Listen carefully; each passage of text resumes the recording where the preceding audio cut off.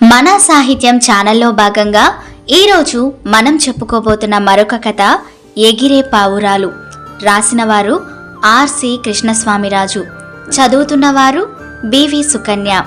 ఓ విశ్రాంత ఉద్యోగి మానసిక ప్రశాంతత కావాలని ఒక ఆధ్యాత్మికవేత్తను కలిశాడు.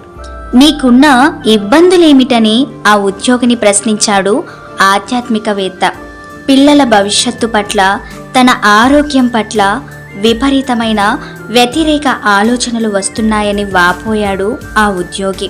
మీరు ఖాళీ సమయంలో ఏం చేస్తుంటారు అని అడిగాడు ఆధ్యాత్మికవేత్త. మా ఇంటి డాబా పైన పావురాలు ఉన్నాయి, వాటికి చిరుధాన్యాలు నీరు పెట్టి పెంచుతూ ఉంటాను అని బదులిచ్చాడు ఆ విశ్రాంత ఉద్యోగి. అవి అప్పుడప్పుడు ఆకాశంలోకి ఎగిరి మళ్ళీ నీ దగ్గరికి తిరిగి వస్తూ ఉంటాయా అని ప్రశ్నించాడు ఆధ్యాత్మికవేత్త.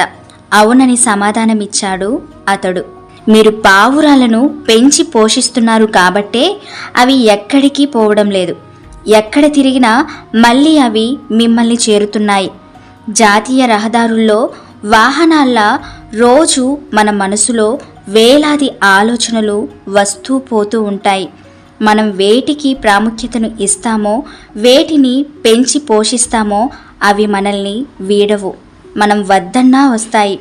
మళ్ళీ మళ్ళీ మన మనసులోకి చొరబడి పెరిగి పెద్దవుతాయి.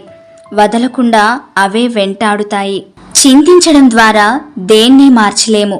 చింతించి సమస్యల్ని పరిష్కరించుకున్న వాళ్ళెవరూ మనకు కనిపించరు.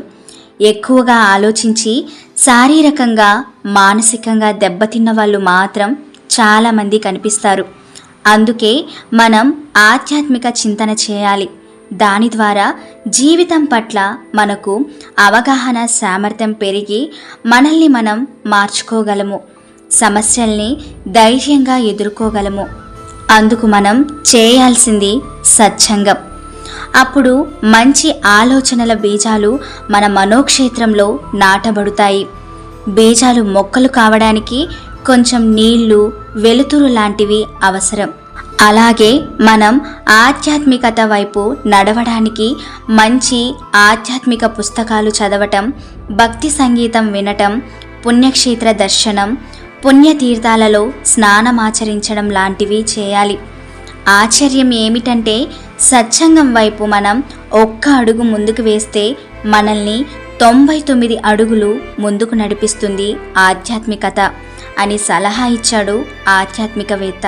చనిపోతే కాల్చబడేది చితి, బతికుండంగా కాల్చబడేది చింత అని విశదంగా తెలుసుకున్న ఆ విశ్రాంత ఉద్యోగి చిన్నగా అక్కడి నుంచి ముందుకు కదిలాడు. సో ఫ్రెండ్స్, మరొకసారి మర్చిపోయి ఉంటే మన సాహిత్యం ఛానల్ని సబ్స్క్రైబ్ చేసి, లైక్ చేసి, షేర్ చేసి సపోర్ట్ చేయండి ప్లీజ్.